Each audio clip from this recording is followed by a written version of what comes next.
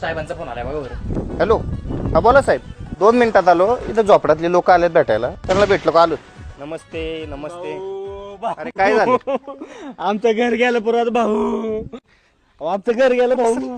अरे बाळा काय झालं? कसं गेलं तुझं घर घर? गेलं आमचं पुरात गेलं. अयो लय गाणवास मारते झोपडातलं.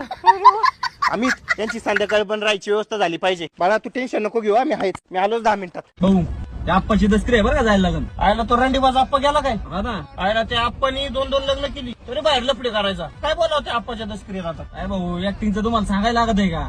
हा घे गाडी घे. आज या ठिकाणी आप्पांनी एवढं मोठं कुटुंब वाढवलं आणि कधी कुणाला कमी लेखलं नाही, याचाच मला अभिमान वाटतो. आणि आप्पांसारखं मार्गदर्शक आम्ही गमावलं. याच खूप वाईट वाटतं. आप्पा महिलांवर जे अत्याचार होत आहेत त्याबद्दल तुमची काय प्रतिक्रिया आहे? हे बघा, मला तरी असं काय अजून जाणवलेलं नाहीये. विरोधक याच्यावर काही प्रश्न निर्माण करतील आणि महत्वाची माफ करा, डोळ्यात पाखरू गेलतं. आणि तुम्हाला असं काही वाटलं तर माझ्याकडे या. धन्यवाद. ए बोंबले, त्या बाईला आपली पीए करून टाक. अहो साहेब तुमची तिसरी बायको पण तुमची पीएच होती. ए बोंबले, आले पुढचं बोल नको, नाही तू त्या बायकोलाच पीए करीन. साहेब तुमच्या तर आईचा राजाचा जिगर पब्लिक फिगर